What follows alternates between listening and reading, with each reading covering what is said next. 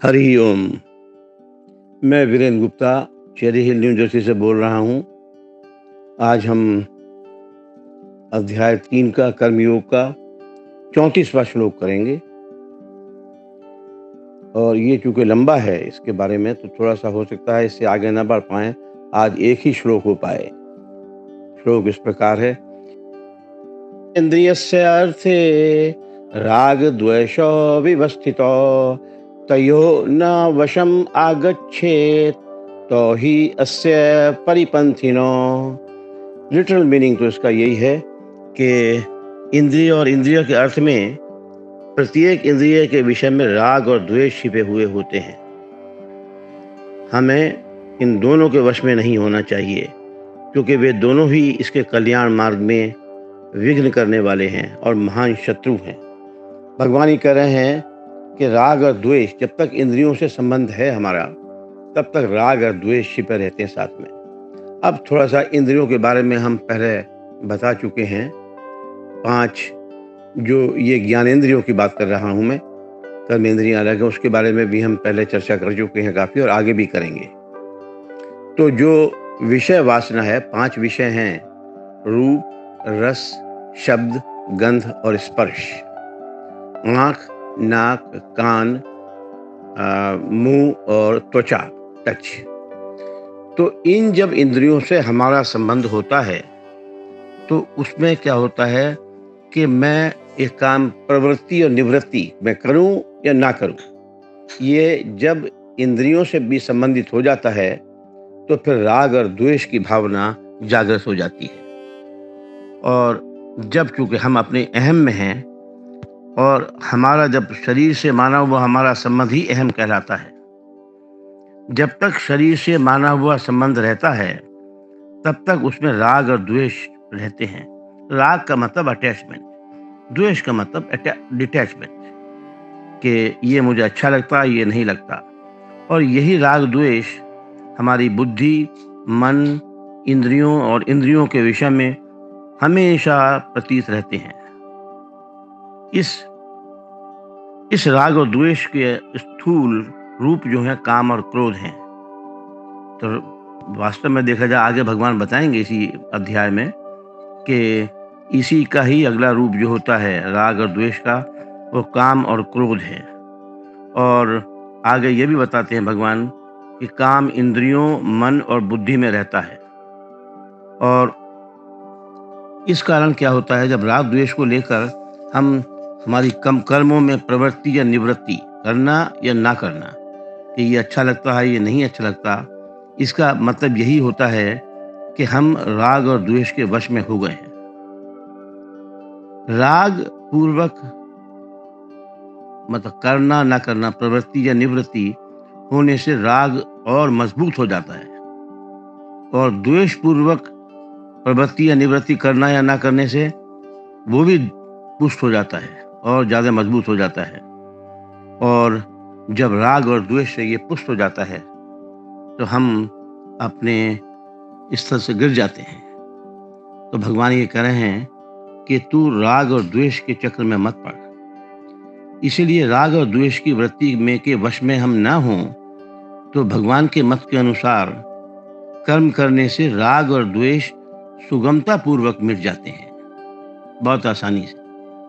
इसका अर्थ यह है कि यदि हम संपूर्ण कर्मों को और अपने को भी भली भांति भगवत अर्पण कर दें कि परम पिता परमात्मा तेरी कृपा से हो रहा है, ये मैं तो जैसे एक निमित्त मात्र हूँ, तो उससे क्या होता है कि ये कर्म भगवान अर्पण कर दिया। और जब ऐसा मान लेते हैं तो ये सब भगवान के लिए ही है। जितने कर्म होते हैं, हमारे शरीर हो, इंद्रियां हो, मन हो, बुद्धि हो, आदि सब भगवान के ही हैं और मैं भी भगवान का ही हूँ, ये भी हमारी भावना है। फिर निष्काम भाव, हम पहले इस बारे में काफ़ी चर्चा कर चुके हैं, निष्काम और निस्वार्थ भाव के उससे हम बगैर किसी कष्ट के अपने कर्तव्य कर्म करने से हमारे राग और द्वेष मिट जाते हैं। अर्थात यही है कि हम जब सब कुछ अर्पण कर देते हैं भगवान के, ये सब कुछ तेरा ही दिया हुआ है, जो सामान मैं दे रहा हूँ किसी की मदद करूँ वो भी तेरी हुई दी हुई है, तो फिर हम उसमें हमारा राग और द्वेष मिट जाता है। और जब तक हमारे शरीर के प्रति हमारी ममता रहती है, तभी तक राग द्वेष होते हैं।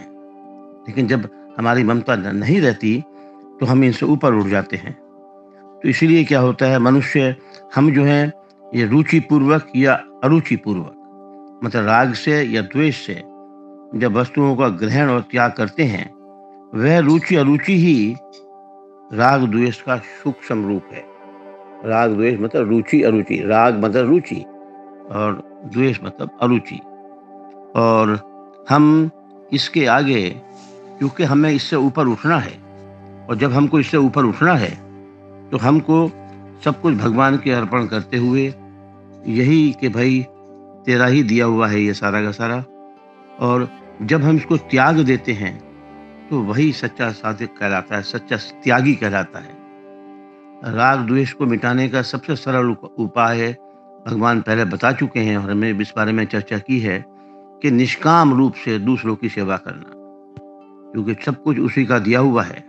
जब हम राग द्वेष से हटकर उसके होने वाले साधक को का सिद्धांत सामने रखकर समस्त क्रियाएं हमें करनी चाहिए, उससे हमारा स्वभाव सिद्धांत के अनुरूप और शुद्ध हो जाएगा। मन की शुभ और अशुभ में राग द्वेष नहीं होने चाहिए। साधक को हमें चाहिए कि हमें मन में होने वाली जो तरंगे आ रही हैं, वो स्वयं को न मानकर उनमें किसी भी प्रकार का संबंध न जोड़ें। उनका हम ना तो समर्थन करें ना विरोध करें।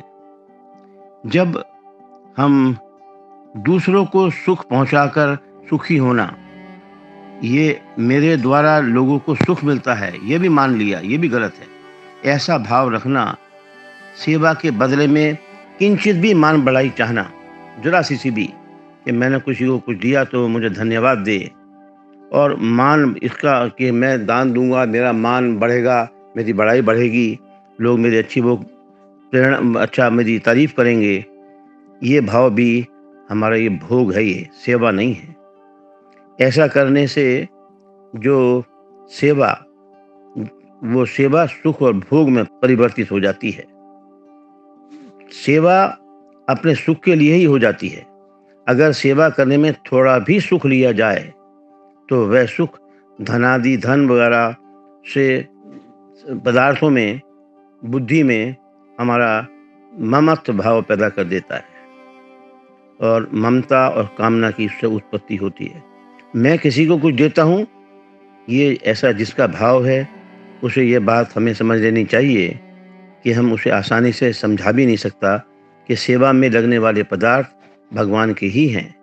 जिसकी सेवा की जाती है उसी की वस्तु ही उसे दे दी जाती है। तो फिर बदले में हम चाहने का क्या अधिकार रखें? ऐसा विचार रखना ही हमारे लिए उचित नहीं है। तो जब सेवा का भाव, जब हम वास्तव में सेवा भाव कर्म नहीं है, कर्म से बंधन से, सेवा से मुक्ति मिलती है हमें, और कर्म बंधन से भी मुक्ति मिलती है।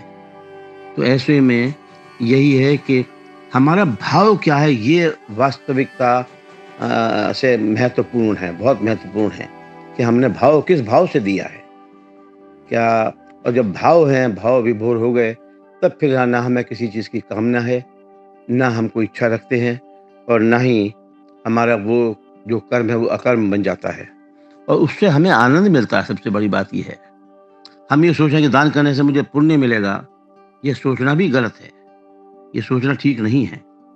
क्योंकि वास्तविक सेवा भाव से तो वस्तु से नहीं, बल्कि वस्तुओं से, यदि हम किसी को वस्तु दे रहे हैं, अब भाव ठीक नहीं है, तो वो तो कर्म हो गया बस एक, और कर्म है, अकर्म नहीं है, कर्म है। इसके बारे में हम काफ़ी चर्चा कर चुके हैं। और जो भगवान ये कह रहे हैं, जो दूसरों को उसके सुख में सुखी, दुख में दुखी होते हैं, वही वास्तव में संत पुरुष होते हैं, वही महान व्यक्ति होते हैं। ऐसा भाव हमको रखकर चलना चाहिए, और वो हमें भी अच्छा लगेगा, स्वयं को भी प्रसन्नता होगी। आपके मन में जो परमपिता परमात्मा बैठे हुए हैं, उनको मैं प्रणाम करता हूँ, मेरा प्रणाम स्वीकार करें। हरि ओम।